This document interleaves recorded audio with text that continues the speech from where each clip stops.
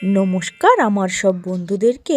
বন্ধুরা, শীতকালে কিছুটা চিংড়ি মাছ ফ্রিজে একদম বরফ হয়েছিল। কি করব ভাবছি, আর চিংড়ি মাছটা ভাবছি, ও মা, ওই শুনলাম বাজারওয়ালা যাচ্ছে। বাজারওয়ালার কাছে গিয়ে তো একদম ক্রাশ খেয়ে গেলাম তাজা পুঁই আর কুমড়ো দেখে।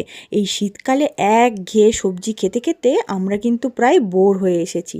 শীত যতই জাঁকিয়ে পড়ুক, এই গরমকালে সবজিটা দেখে আর লোভ সামলাতে পারলাম না। আর তোমরা তো সবাই জানো কুমড়ো আমার ছেলের খুব ফেভারিট, তাই আজ ওটাই রান্না করব। এখানে তাই একটা ভাজা মশলা বানিয়ে নিয়েছি। জিরে, মৌরি, ধনে, পাঁচফোড়ন দিয়ে শুকনো কলায় নেড়ে গুঁড়ো করে নিয়েছি।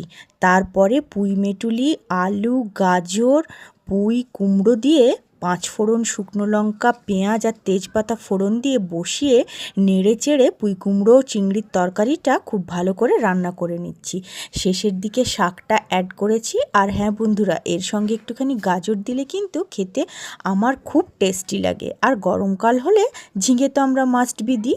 এই যে রান্না প্রায় শেষের পথে, এই সময় কিছুটা ভেজে রাখা ওই চিংড়ি মাছগুলো অ্যাড করে দেবো। তাহলে চিংড়ি মাছের স্বাদগুলো রান্নার মধ্যে একদম ভরপুর হয়ে যাবে।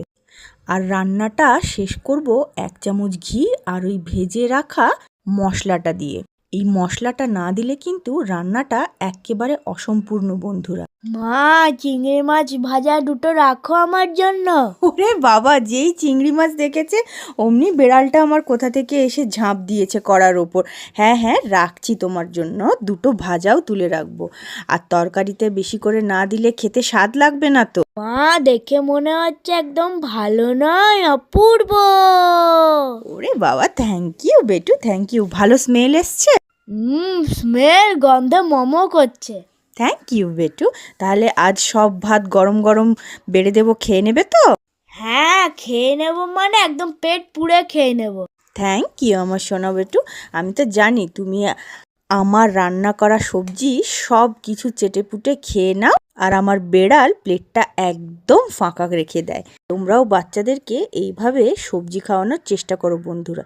চলো বেড়ালটাকে তাড়াতাড়ি খেতে দিয়ে দিই। মিয়াও।